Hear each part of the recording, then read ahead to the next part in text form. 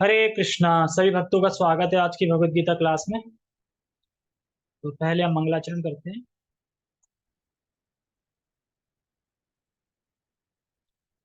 ओम अज्ञानतिमिरान्धस्य ज्ञानञ्जनशलाकया चक्षुरुन्मीलितं येन तस्मै श्रीगुरुवे नमः।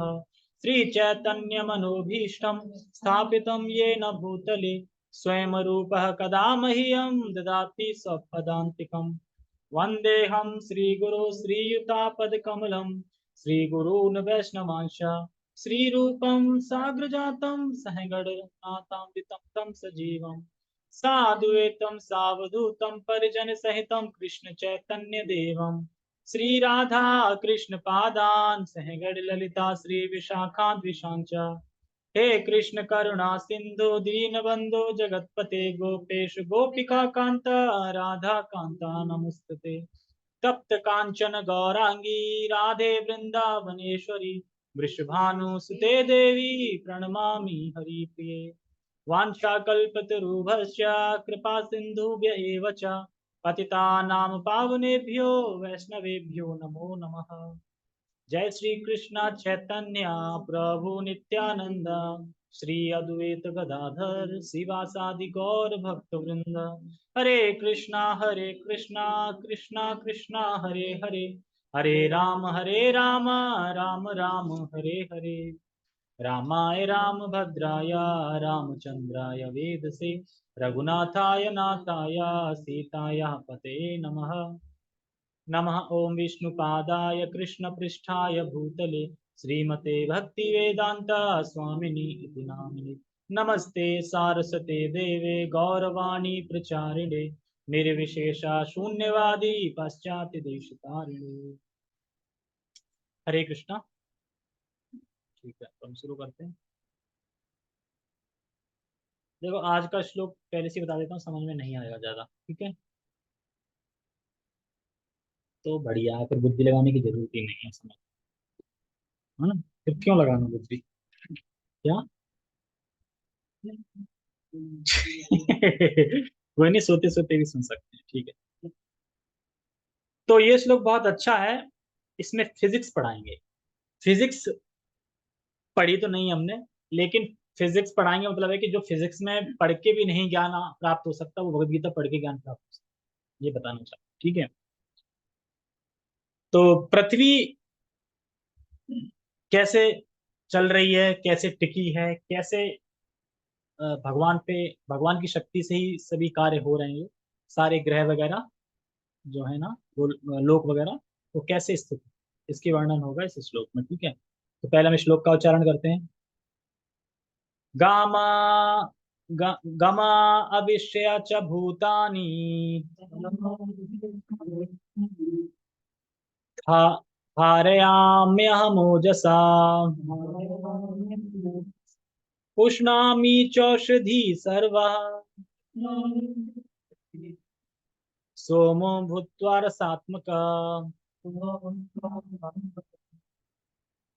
गामा विषया च भूतानि धारयाम्यहमोजसा पुष्णामि चौषधी सर्वः सोमो भूत्वा रसात्मकः।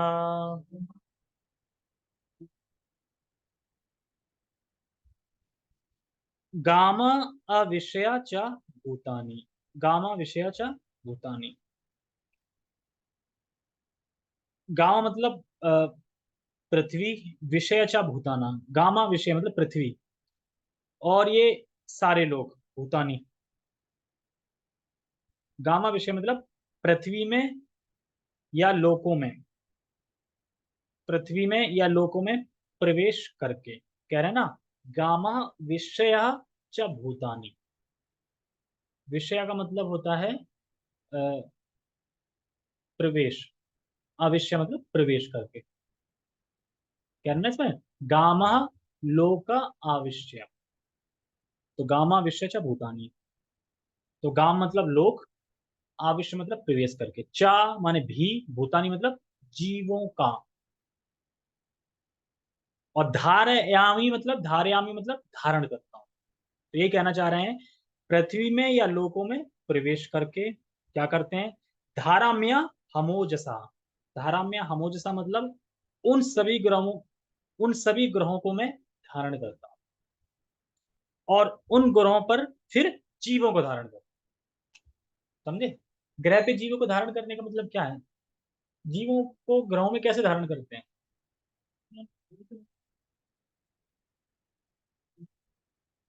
हाँ, हाँ वो तो स्थित करना होगा कि स्थित कर देते हैं। धारण मतलब कि कैसे चल रहा है सब कुछ। धारण को हम समझ सकते हैं हृदय रूप में जो परमात्मा है ना, वो आके तो धारण हो गया, नहीं तो अगर वो नहीं होंगे तो फिर हमारा कोई स्थिति नहीं है। आत्मा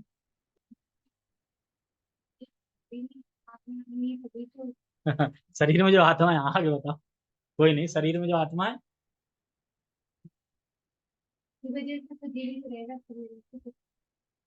परमात्मा भी, हाँ मतलब हाँ, आत्मा है जो जीव का भगवान का अंश है, तो परमात्मा मतलब जो हृदय में है।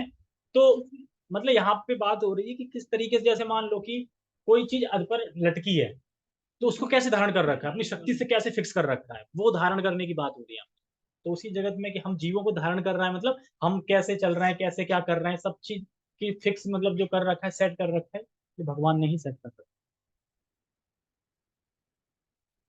तो उन सभी ग्रहों को मैं धारण करता हूँ, और फिर उन ग्रहों पर फिर जीवों को धारण करता हूँ। तो ये पहली लाइन में आ रहा है, गामा अविश्य च भूतानि धारयाम हमोजसा।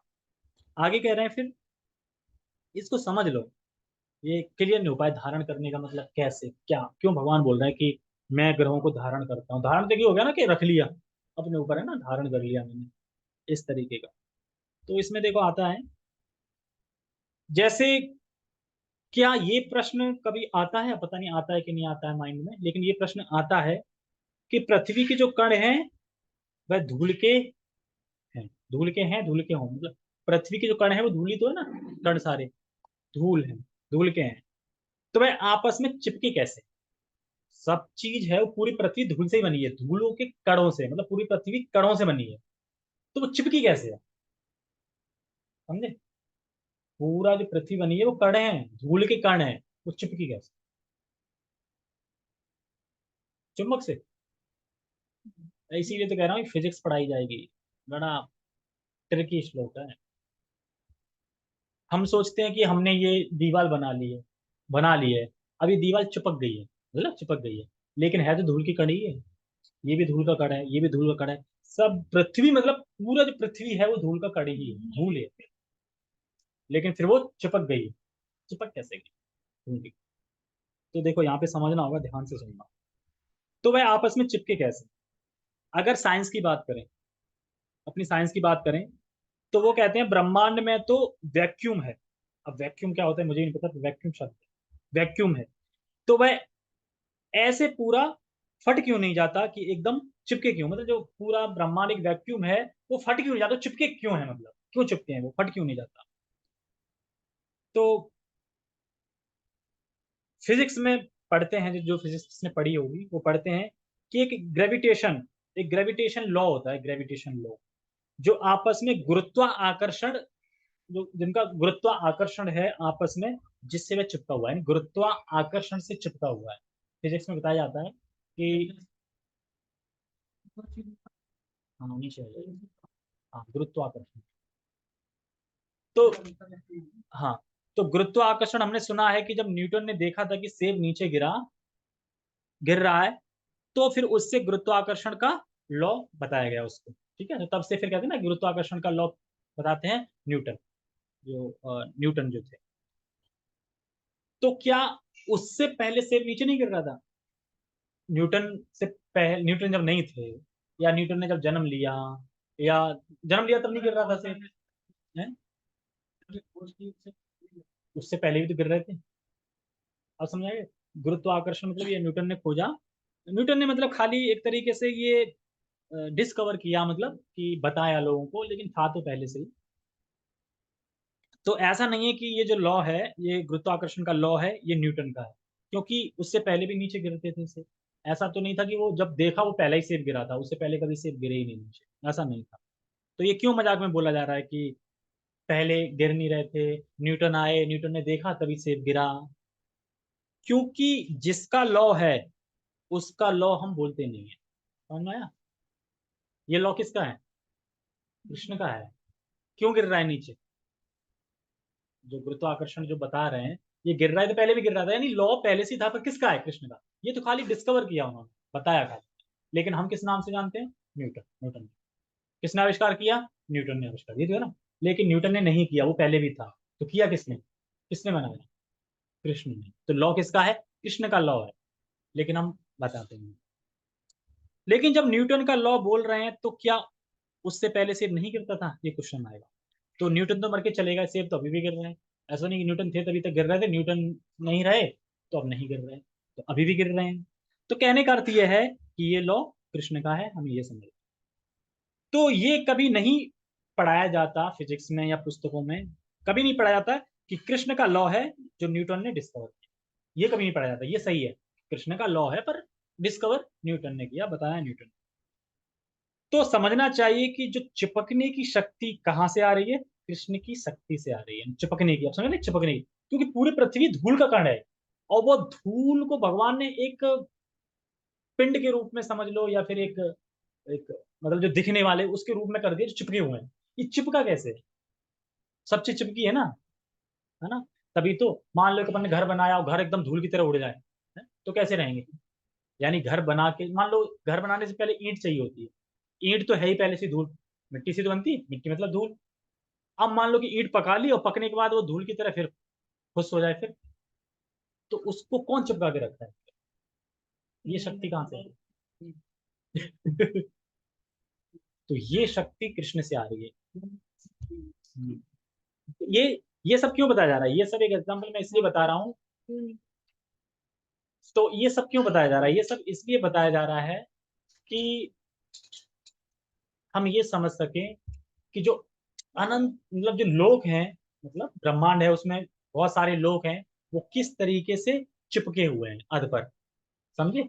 वहीं के वहीं रोटेट कर रहे हैं, मतलब वहीं के वहीं घूम रहे हैं, एक दूसरे से टकरा नहीं रहे हैं, भिड़ नहीं रहे हैं, और वहीं के वहीं फिक्स है। तो ये शक्ति कौन दे रहा है? धारण कर रहे हैं। भगवान का ना, मैं धारण करता हूँ।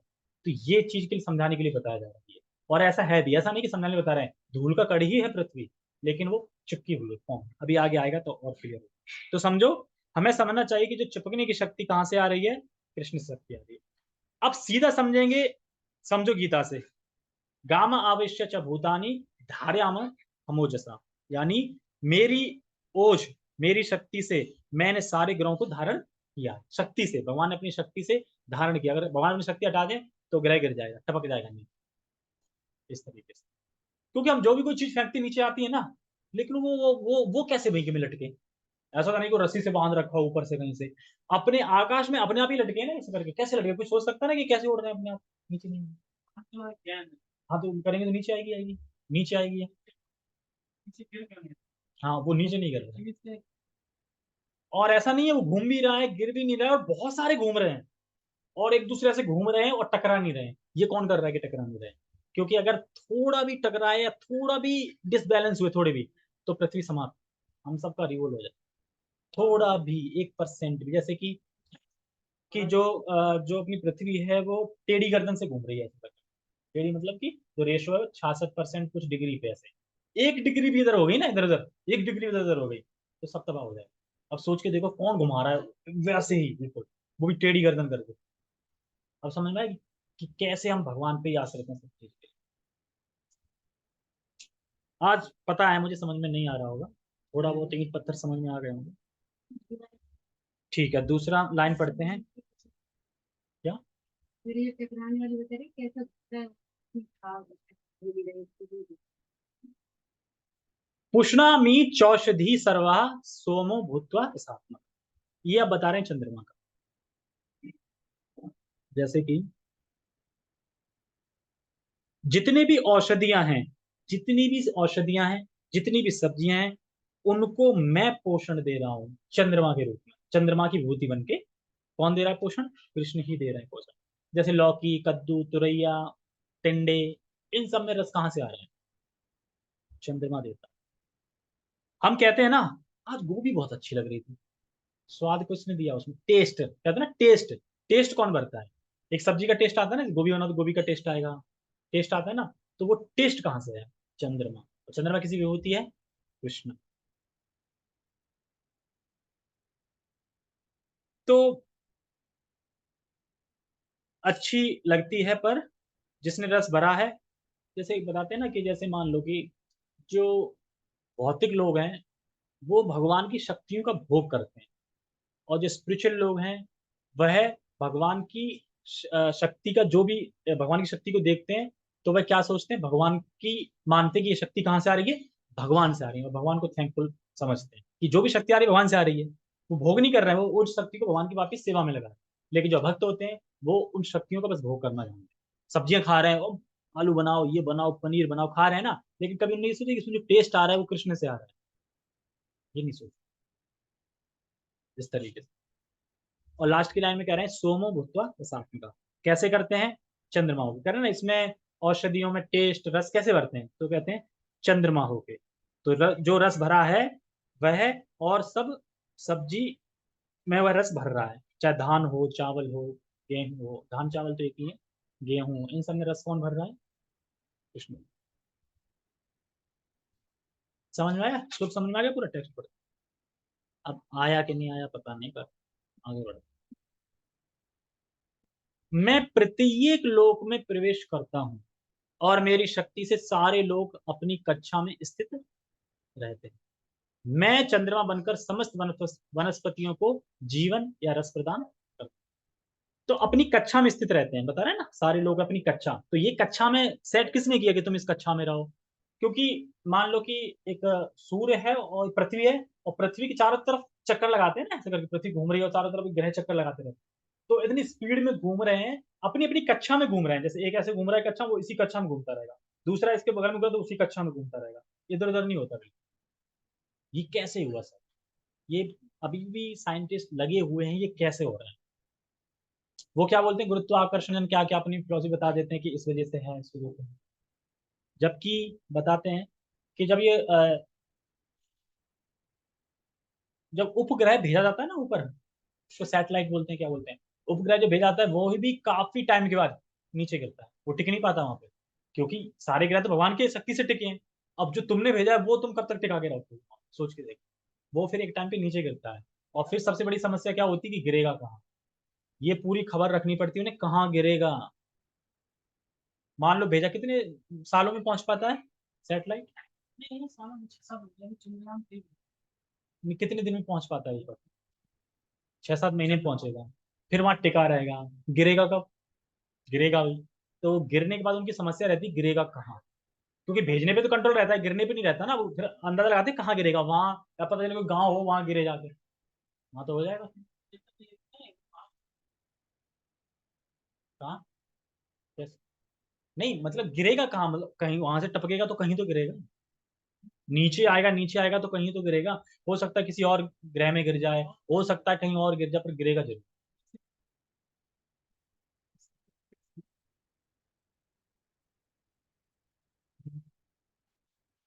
हाँ हाँ वो फिक्स करो। अच्छा। अच्छा, वो गिर जाएगा तो फिर एक और भेजेंगे।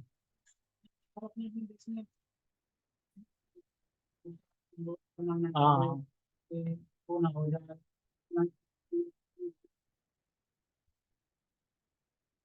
ठीक है। तो भगवान, हाँ तो वो भी कर पा रहे हैं, तो वो भी तो बनी किस चीज से? मटेरियल से, प्रकृति से ही बनी है। प्रकृति भगवान की शक्ति है। लेकिन फिर भी उसमें डिफॉल्ट हो सकता है, हमने जो भेजा है उसमें कुछ भी गड़बड़ हो सकती है, लेकिन भगवान ने जो करी उसमें कोई गड़बड़ नहीं होती, उसमें गड़बड़ नहीं होती, क्योंकि भगवान परफेक्ट है। तो ये यहाँ पे बता रहे हैं स्थित रहते हैं। देखो, हम लोग जब यहाँ पे एक सैटेलाइट, ये मैंने बता ही दिया, उपग्रह भेजते हैं, तो वह एक समय पे आके नीचे गिरेगा, गिरेगा गिरता है नीचे, मतलब नीचे, क्योंकि वो टिका नहीं रहता, चलता है। तो यही भगवान और साइंटिस्ट में अंतर है। साइंटिस्ट भेजता है ठीक है, लेकिन वो आता है इनकम्प्लीट होता है, क्योंकि हमारी अपूर्ण इंद्रियां हैं। तो अपूर्ण इंद्रियों से हम जो भी कुछ बनाएंगे अपूर्ण ही बना सकते हैं, पूर्ण नहीं बना सकते कभी। तो भगवान ने जो ग्रह बना दिया है वह घूम रहे हैं, और इतने साल से घूम रहे हैं, और एक दूसरे से कोई टकरा नहीं रहा है। तो विचार करो कि कौन उनको सेट करके बिठाए हुए वहां पे चला है। तो ये भगवान की शक्ति से हो रहा है। और पृथ्वी टेढ़ी गर्दन करके घूम रही है, मैंने बता ही दिया। तो सोचो कि कौन सेट करके रखा है, वह कौन? कृष्ण। और बता रहे हैं कि जो सन है, मून है, सन का तो बता दिया। अब मून, तो केवल सन और मून ही नहीं, इसके अलावा कई ग्रह हैं। ऐसा नहीं कि चंद्रमा सूरज दिखता बाकी तो कोई ग्रह है ही नहीं। और भी कई ग्रह हैं जो घूम रहे हैं। कहाँ? सूर्य के चारों आपस में मतलब घूम रहे हैं और भिड़ते नहीं है। ऐसा नहीं है कि जो सैटर्न ग्रह है वह कभी जुपिटर से भिड़ गया, या फिर घुस गया, या फिर कोई वीनस, वीनस जो ग्रह है वो कभी मरकरी में घुस गया। ऐसा नहीं कोई किसी में भिड़ गया, इसमें भिड़ गया। यहाँ पे भिड़ जाते हैं। यहाँ पे देखो एरोप्लेन का इतना बना है, फिर भी एरोप्लेन तक नहीं टकरा जाता है। क्रैश हो जाते हैं कि कुछ हो जाते हैं, कुछ ना कुछ दिक्कत हो ही जाती है, तो इसलिए मतलब कैसे? जैसे पृथ्वी ग्रह है, ऊपर आकाश है। ये हम कितने ऊपर चलेंगे, आकाश ही है पूरा। ठीक है, इसीलिए तो इसका कोई कलर नहीं है, पर हमें नीला दिखता है। ये स्पेस है पूरा, स्पेस मतलब खाली जगह। खाली जगह ये पूरी ऊपर तक, हमें लगता है ना कि ऊपर कोई बादल ऐसे मतलब नीला करके ऐसे पटा हुआ है ना, छत टाइप की। ऐसा नहीं है, वो खाली है पूरा। तो हम जब वहां से ऊपर जाएंगे, ऊपर जाएंगे, ऊपर जाएंगे, ऐसा करके चमकती हो, मतलब चमकेगी नहीं। चंद्रमा एक ग्रह है, सूर्य एक ग्रह है। हम सूर्य में चले जाएंगे, सूर्य से फिर ये सब दिखाई देंगे। सूर्य से पृथ्वी दिखाई देगी, मतलब दिखाई देगी कि नहीं दिखाई देगी चमकती हुई, कि सूर्य तो चंद्रमा सूर्य तो पहले से प्रकाशमान है ना, मतलब वहीं से तो वो तो दिखाई देते हैं। अब ये अंधकार में ये दिखाई देगी कि नहीं? वो तो गीता में बता रखा है ना, सभी ग्रहों पे जीव, सूर्य पे है, चंद्रमा पे है। वहां पे जाएंगे तब दिखेंगे। तो वहां जाने का तरीका ये नहीं है कि एरोप्लेन से बैठ के चले जाएंगे। वहां पे जाने का तरीका है, भक्ति करो, चंद्र में उपासना करो, चंद्रलोक पहुंच जाओगे, फिर देख सकते हैं। ये सिस्टम। हाँ, तो यही सब है। फिर कह रहे हैं कि जीवन का रस प्रदान करता है लास्ट में। जो चंद्रमा होता है, उसकी जो लाइट है, चंद्रमा का प्रकाश, वो सब में रस भरता है, जूस। अब कमाल की बात ये देखो कि क्या भगवान की कलाकारी है। चंद्रमा एक ही रोशनी आ रही है सब पे, और डिफरेंट डिफरेंट जूस भर रहा है, अलग अलग। रोशनी एक ही है और जूस अलग अलग भर रहा है, स्वाद टेस्ट अलग अलग है। ऐसा कैसे कर देता है? ये कलाकारी भगवान ही कर सकता है।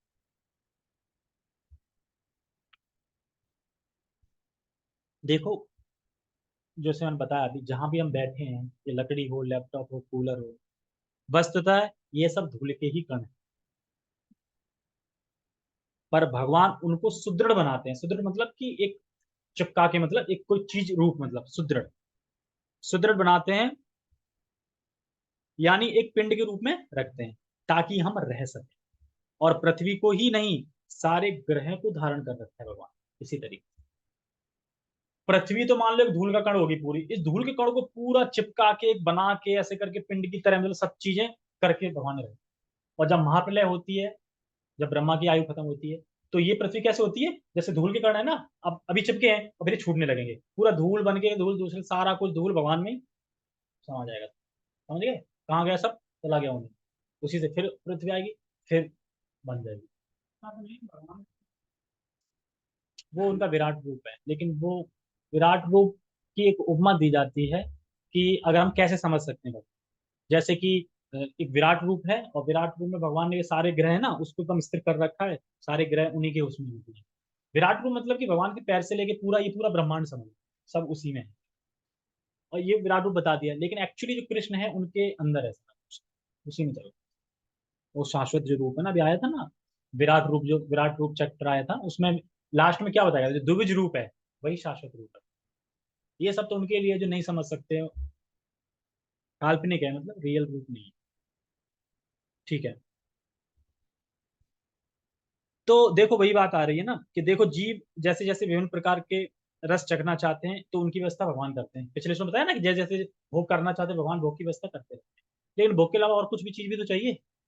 पार्क चाहिए, उद्यान चाहिए, घर चाहिए, ये सब भी चीज तो चाहिए। वो तो खाने के ऊपर था खाली, खाने के अलावा भी तो सब कुछ चाहिए ना। हम अच्छा घर चाहते हैं, सब कुछ चाहते हैं।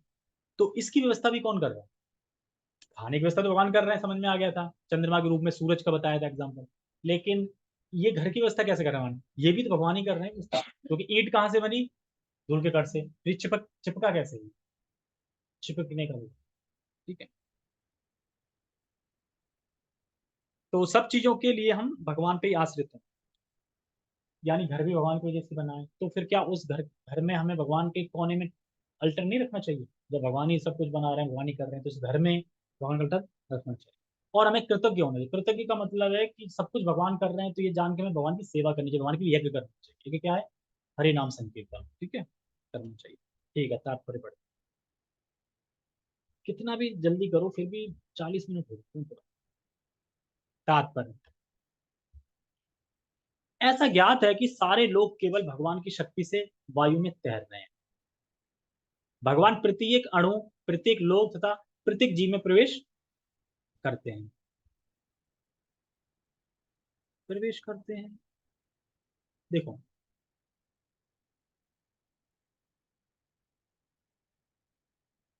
हाँ प्रवेश करते हैं। इसकी विवेचना ब्रह्म संहिता में की गई है। उसमें कहा गया है, परमेश्वर एक अंश परमात्मा लोकों में, ब्रह्मांड में, जीव में तथा अणु में प्रवेश करता है।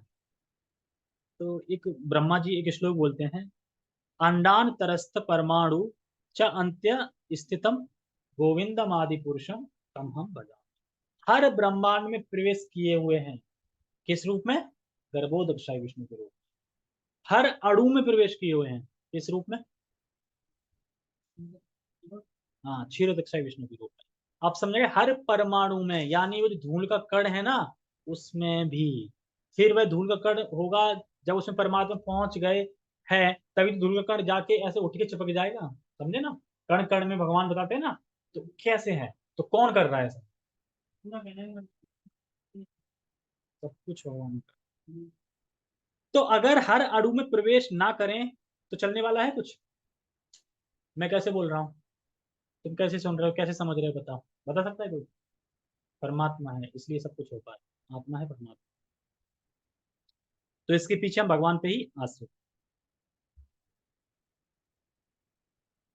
अतएव उनके प्रवेश करने से प्रत्येक वस्तु ठीक से दिखती है। जब आत्मा होता है तो जीवित मनुष्य पानी में तैर सकता है, लेकिन जब जीवित स्फुलिंग इस देह से निकल जाता है और शरीर मृत हो जाता है तो शरीर डूब जाता है। निसंदेह सड़ने के बाद यह शरीर तिनके तथा अन्य वस्तुओं के समान तैरता है, लेकिन मरने के तुरंत बाद शरीर पानी में डूब जाता है। इसी प्रकार ये सारे लोग शून्य में तैर रहे हैं, शून्य में तैर रहे हैं। और इसी प्रकार सारे लोग शून्य में तैर रहे हैं, और यह सब उनमें भगवान की परम शक्ति के प्रवेश के कारण है। ठीक है, समझो इसको। ये प्रभुपाद जी ने एक उदाहरण दिया है इसमें, कि जो व्यक्ति जिंदा है वह तैर सकता है। क्यों तैर सकता है? क्योंकि आत्मा है उसकी। ठीक है। क्यों तैर सकता है? जिंदा है इसलिए तैर सकता है, क्योंकि उसमें आत्मा है इसलिए वह तैर पाता है। तो उसी प्रकार से पृथ्वी तैर रही है, एक तरीके से, मतलब तैर रही है। क्यों तैर रही है? जैसे आदमी तैर पाता है क्योंकि आत्मा है उसमें, जिंदा है इसलिए। उसी तरह पृथ्वी तैर रही है, तो इसका मतलब जिंदा है ना, वो जिंदा व्यक्ति है, मतलब कोई, इस वजह से तैर पा रही है। मरा हुआ इंसान तैर सकता है? डूब जाएगा ना, बाद में वो जब तैरेगा तब तैरेगा, पहले डूब जाता है। तो ये यहाँ पे बता रहे हैं कि इसी प्रकार से ये पृथ्वी तैर रही है। केवल एक निर्जीव नियम के अनुसार ये पृथ्वी नहीं तैर रही है। साइंस क्या कहती है? निर्जीव नियम के अनुसार तैर, निर्जीव मतलब कोई जीव नहीं है, निर्जीव, निर्जीव नियम के अनुसार तैर रही है। वह एक जीव ऐसा नहीं है, वह एक जीवित व्यक्ति यानी भगवान कृष्ण है, और असीमित शक्ति से युक्त है, उसके द्वारा ये पृथ्वी तैर रही है। एक एग्जांपल सटीक समझ में आ गया? जिंदा इंसान तैर सकता है, पृथ्वी तैर रही है, तो मतलब जिंदा है ना, निर्जीव इंसान नहीं हो सकता। निर्जीव कैसे हो सकता है? निर्जीव, निर्जीव के अनुसार, कार्य अनुसार हो रहा है, ऐसा नहीं। तो इसीलिए इसमें बता रहे थे कि हम सब फॉरनर हैं। फॉरनर समझते हैं, जैसे हम कहीं जाते हैं तो कहते हैं ना, कहीं से आते फॉरनर, तो फॉरनर है मतलब कुछ टाइम के लिए आए हैं या स्पेशल कुछ ऐसे। तो हम सब फॉरनर हैं, क्योंकि हम जो कुछ भी यहाँ पे कर रहे हैं, क्योंकि सारा कुछ भगवान ही क्रियान्वित कर रहे हैं, हम जो कुछ भी कर रहे हैं उसका बिल बन रहा है, बनता जा रहा है, पता नहीं, बिल बनता जा रहा है। और अगर अब जो कुछ हम कर रहे हैं वो कृष्ण के लिए कर रहे हैं तो बिल नहीं बन रहा है। तो इसलिए हमें जो क्या करना चाहिए इस जगत में आके हमें समझना चाहिए। अगर हम देखें ना कौन देख रहा है, करो, तो बता दो कि 14 कैमरे तुम्हारे ऊपर लगे हैं, सिर्फ तुम्हारे ऊपर। हर किसी के ऊपर 14 14 कैमरे लगे हुए हैं। 14 कैमरे कौन से होते हैं? नाम तो नहीं पता। एक तो पृथ्वी, एक तो चारों दिशाएं हो गई, और सूर्य हो गया, चंद्रमा हो गया, परमात्मा हो गए, कितने हो गए और भी हैं, मतलब कैमरे एक तरह से जो कि रिकॉर्ड करते हैं। यमराज हो गए, चित्रगुप्त हो गए, सब लगे हुए हैं। ठीक है। उनकी शक्ति प्रत्येक लोक को उसी तरह थामे रहती है जिस प्रकार धूल को मुट्ठी, मुट्ठी में बंद रहने पर धूल के गिरने का भय नहीं रहता, लेकिन जो ही धूल को वायु में फेंक दिया जाता है वह नीचे गिर पड़ती है। और ऐसा ही होता है जब प्रलय का समय आता है, तो सारे एलिमेंट, सारे ग्रह जो एलिमेंट हैं वह टूटना चालू करते हैं, और फिर सब कुछ जाके भगवान में सब कुछ मिल जाता है। टूटना मतलब वही, क्योंकि धूल के कण थे सारे, अब उसमें सब अपने आप परमात्मा कण कण में अणु रूप में है, वो हट जाएंगे वहां से, तो धूल फिर से हो जाएगी, सब धूल हो जाएगी, सब नष्ट हो जाएगा। कैसे गिरेगा, देखता ना कि बिल्डिंग गिरती तो कैसे धूल हो जाती पूरी, बनी है लेकिन कैसे धूल धूल हो जाती पूरी, मलबा पूरा निकल जाता ना धूल कण कण ऐसे करके, तो उसी तरीके से सारी पृथ्वी हो जाएगी। तो ये प्रलय के बारे में है। तो जब तक भगवान चाहते हैं तब तक जगत चलता है, ऐसा नहीं कि प्रलय 2025 में हो जाएगी, 32 में हो जाएगी, जब तक ब्रह्मा की आयु है तब तक नहीं होगी। ठीक है, प्रलय होगी ब्रह्मा जी की आयु समाप्त होने। देखो, हमारे एक दिन में, जैसे ब्रह्मा जी का एक दिन होता है, हमारा भी एक दिन होता है, हमारे एक दिन में बहुत सारे कीड़े होते हैं जो जन्म लेते हैं उसी दिन मर जाते हैं, उनकी कोई वैल्यू है? कोई वैल्यू नहीं है। तो उसी प्रकार से हमारी, हमारे जो हमारा सीमित ज्ञान की क्या वैल्यू है, हमारे कोई ज्ञान की कोई वैल्यू नहीं है ब्रह्मा जी के आगे अगर देखा जाए, भगवान के आगे देखा जाए, तो इसलिए जो शास्त्र में है उसे बस स्वीकार करना, क्योंकि ब्रह्मा जी के एक दिन में 14 मनु निकल जाते हैं, उसमें पता नहीं कितने राजा आते हैं, बनते हैं, चले जाते हैं, आते हैं, बनते, चले जाते हैं, एक दिन में 14 मनु में।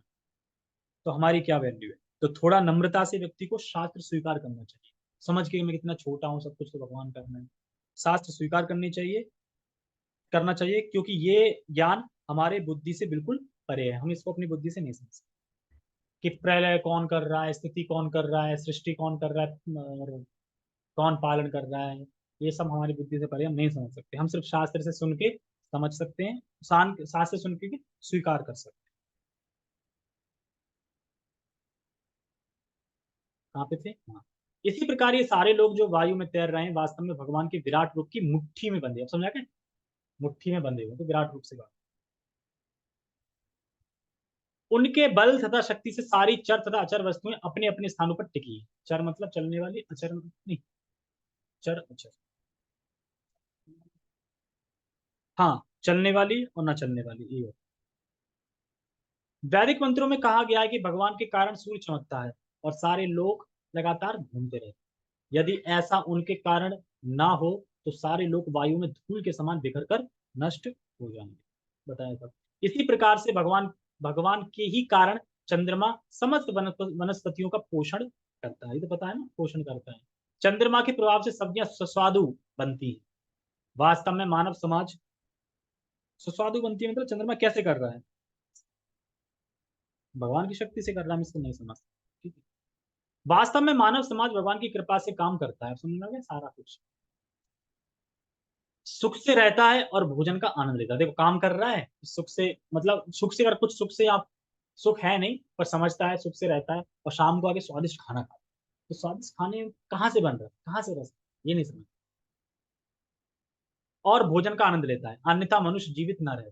तो रसात्मक का शब्द अत्यंत महत्वपूर्ण है। प्रत्येक वस्तु चंद्रमा के प्रभाव से परमेश्वर के द्वारा स्वादिष्ट बनती है। ओके। हरे कृष्णा।